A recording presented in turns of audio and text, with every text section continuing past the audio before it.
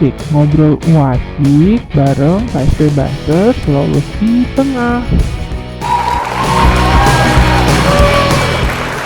Assalamualaikum warahmatullahi wabarakatuh. Selamat siang, Bang Ebit. Harusnya hari ini berdua sama Pak Satria ya, tapi last minute Pak Satria nggak bisa. Nggak apa-apa lah. Gimana kabarnya Bang hari ini? Alhamdulillah, baik, sehat. Alhamdulillah, ya mudah-mudahan selalu sehat ya. Saya mewakili teman-teman Bina Desa mengucapkan terima kasih ke Bang Ebit sudah bersedia berhadir dan bersedia ditanya jawab. Tapi sebelum mulai, bolehlah ya perkenalan diri dulu. Mungkin kalau dari saya sudah kenal nih, Bang dari mana asalnya, profesinya dan lain sebagainya. Tapi mungkin teman-teman yang nonton nih belum ada yang kenal, atau mungkin kenal tapi kayaknya pernah tahu gitu kan? Boleh Bang? Yuk kasih tahu nama, asal dan profesinya Bang Ebit. Ya, nama saya Ebit.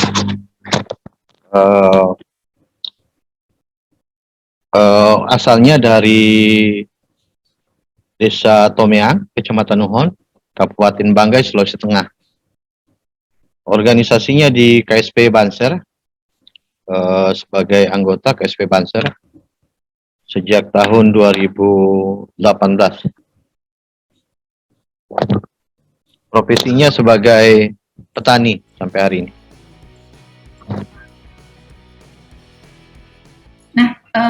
Bang Ebit, sesuai judul, hari ini kan kita akan ngobrol dan mengupas lebih jauh sehubungan dengan kabar banyak munculnya perusahaan tambang ya, yang akan berdiri di Bunta, Nuho, dan Simpang Raya di Banggai, Sulawesi Tengah. Nah, boleh ceritakan dulu nggak Bang, itu tambang yang akan berdiri itu tambang apa? Terus rencananya mulai kapan akan beroperasi dan kenapa perusahaan tambang itu nggak boleh ada di sana? Silahkan Bang. Ya, perusahaan tambang yang ada di Kabupaten Banggai sejak 2006, 2007 sih sebenarnya ada 49 izin tambang yang keluar izinnya izin eksplorasi. Tetapi saya mau spesifik bicara di wilayah Buntanuhon Simpang Raya. Nah, Buntanuhon Simpang Raya sebenarnya ada 7 izin usaha pertambangan yang izin eksplorasi. Kemudian ada 5 izin yang naik status menjadi izin eksploitasi, 5 perusahaan tambang nikel. Sebenarnya kalau kita mau melihat soal dari perusahaan-perusahaan yang ada, perusahaan ini sudah 2 perusahaan nikel itu yang beroperasi sekarang, yaitu PT Aneka Nusantara Internasional, PT ANI, dan PT Billy yang sudah di take over oleh PT Koninis Fajar Mineral. Nah, untuk wilayah itu berada di wilayah Bunta dan Simpang Raya. Nah, sebenarnya kita mau bicara soal terima atau tidak, sebenarnya masyarakatnya dan pemerintahnya sih sebenarnya ada pembicaraan. Sebenarnya siapa yang tidak welcome sama investasi sih sebenarnya. Di samping dia membuka lapangan kerja, dia juga bisa menambah pendapatan desa atau pendapatan daerah tersebut. Harapannya begitu sih. Cuman kan tidak pernah ada konsep pertambangan di Indonesia ini kemudian yang kita mau bicara sampling perusahaan yang bicara soal tambang yang ramah lingkungan. Nah, tambang semua selalu menyisakan sebuah keluaran dampak yang pasti itu merusak wilayah-wilayah lain. Sebut saja sungai, wilayah pertanian, dan lain-lain. Nah, penolakan terhadap kawan-kawan di Simpang Raya, kawan-kawan petani, dalam hal ini di Simpang Raya dan Bunta, itu bukan karena tidak mau menerima tambangnya. Tetapi pada kenyataannya yang coba kita pantau di lapangan, bahwa proses menambang yang dilakukan oleh perusahaan itu selalu tidak sesuai dengan teknik pertambangan.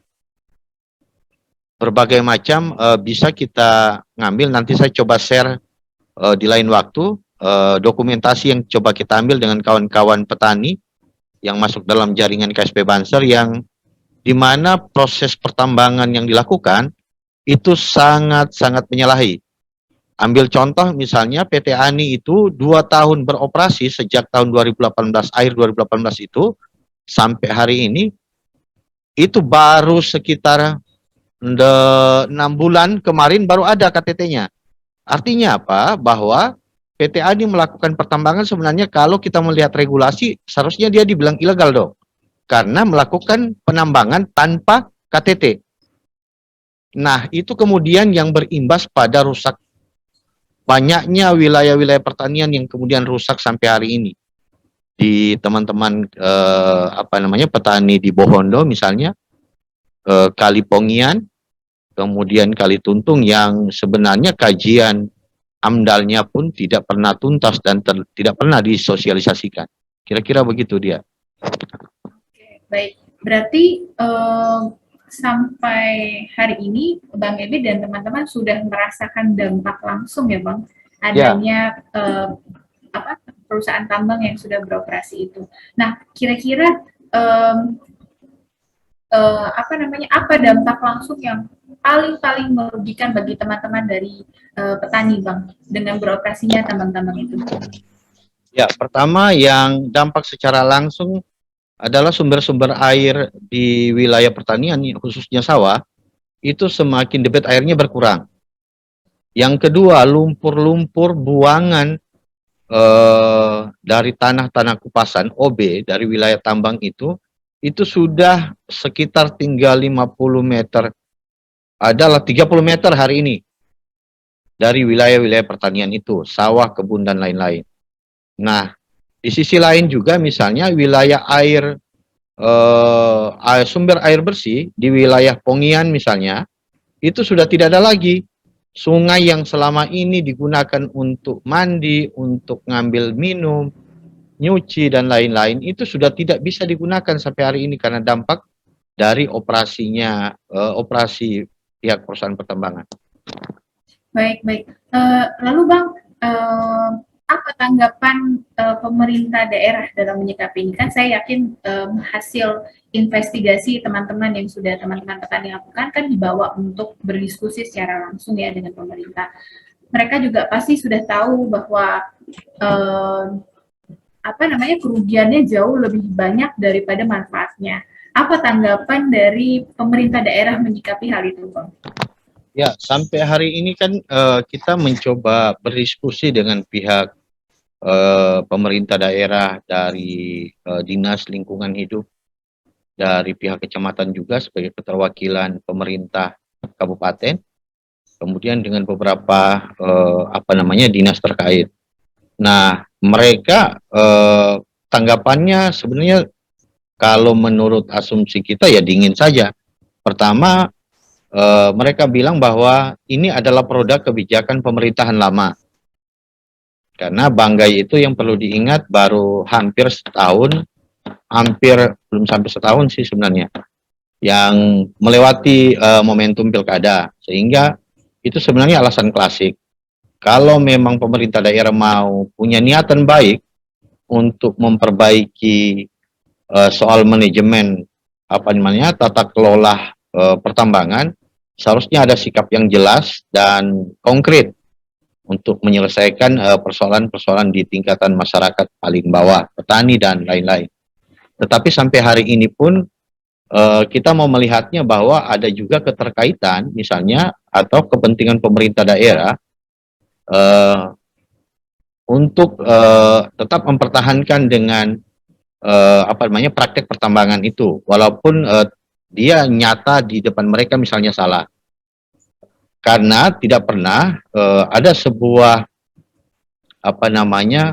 tahapan pemanggilan misalnya pihak-pihak perusahaan pertambangan yang nyata merusak lingkungan untuk dievaluasi oleh pemerintah daerah untuk kemudian bisa memperbaiki soal apa namanya praktek pertambangan yang bisa dibilang sesuai dengan teknik pertambangan sesuai dengan regulasi.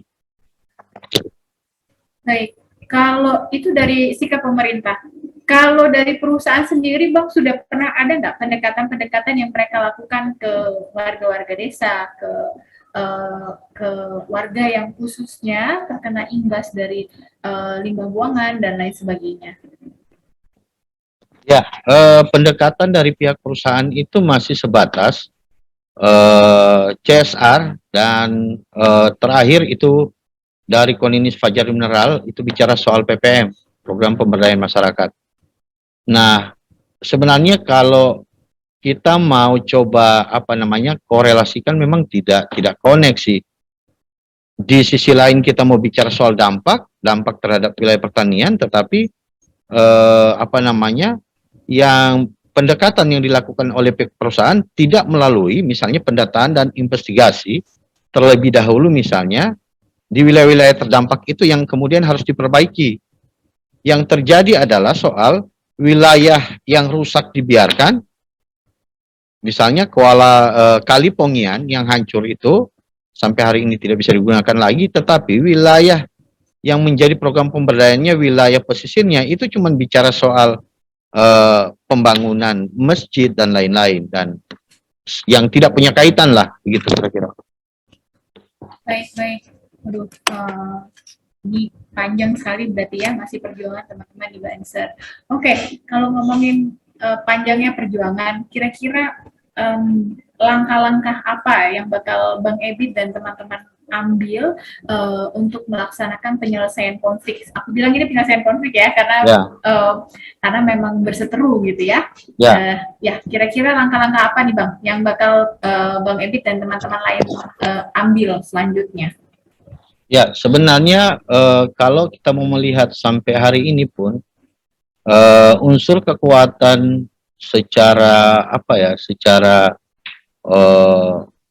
sosial, kawan-kawan petani yang masuk dalam jaringan KSP Banser pun merasa masih kecil dan apa ya, belum punya kekuatan yang cukup untuk melakukan perlawanan secara frontal, gitu kan. Sehingga kita berharapnya bahwa sebelum kita mau melakukan, sebenarnya tujuannya hearing sih sebenarnya. Kita mau hearing ke DPR untuk bicara soal bagaimana perbaikan manajemen pengelolaan tambang. Tetapi kemudian kita juga tidak mau menjadi pemadam kebakaran, tidak juga mau dituduh sebagai provokator untuk menghasut dan lain-lain.